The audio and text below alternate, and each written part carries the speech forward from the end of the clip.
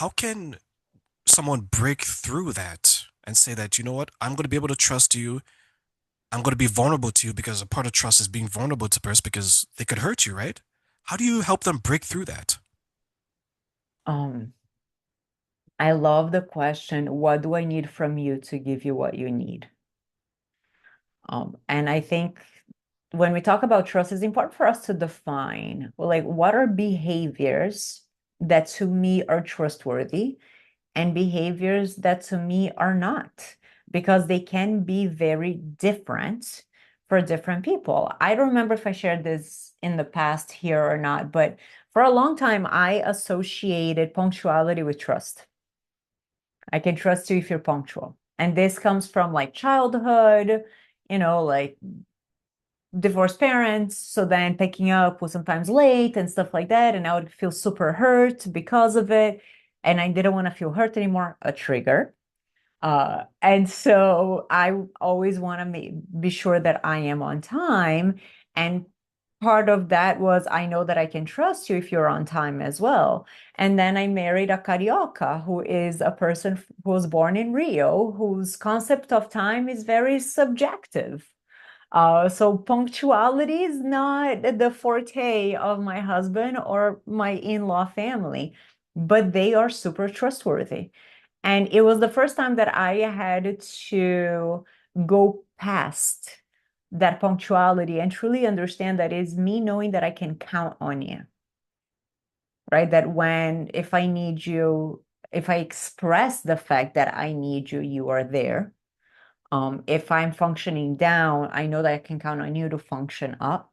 Like that became huge in understanding, okay, that's what trust means to me. And when you give me that, I feel okay whether or not you're late. I might be pissed off that you're late, but that's a different story altogether. But it doesn't mean I cannot trust you or rely on you because you're late. I'm asking you to show up for me and you're showing up in a way that is a little bit different, but you're still showing up, therefore they're still trustworthy, right? Which is, I think, when we talked about the phones, and I each couple, each relationship, each throuple, is different. So there are those that it works sharing, right?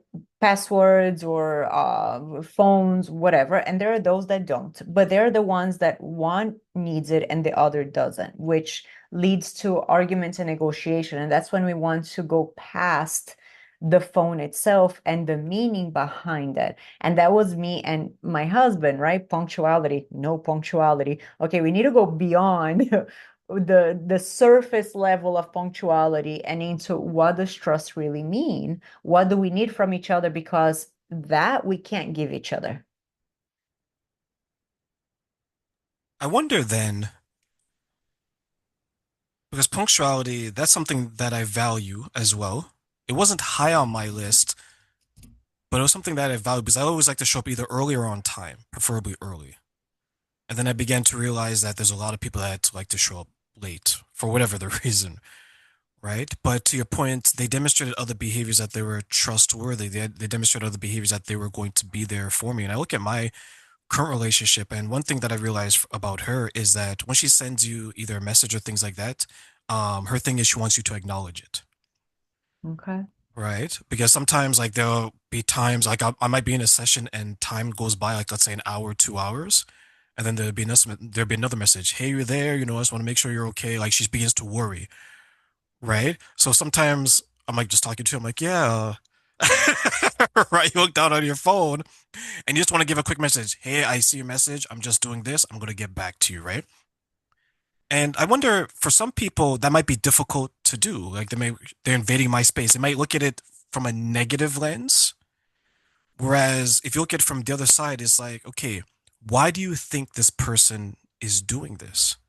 Right on her, and there's a bit of concern, right? Are you okay? I haven't heard from you. Usually you set the standard, right? Usually you reply.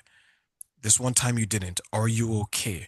Um, how important is communication to understanding those things about each other and making sure that we don't misunderstand or worse yet, do something that, to your point, triggers the other person unknowingly? Communication is major.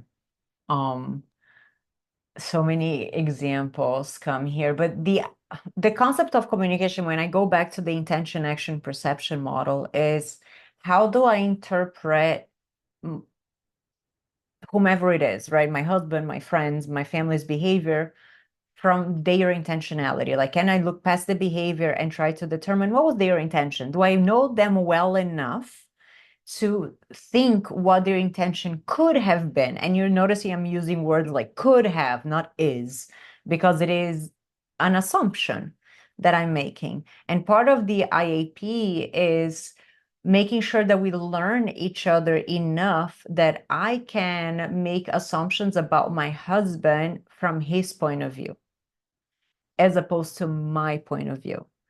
And that becomes really important because then we talk about like triggers and things like that. Like if I understand how you receive something, I may not always be good at always remembering how you take it, but once I see a reaction, I'll have a better understanding as to how come it went that way. And I want to believe the reciprocity that you know how I think about things.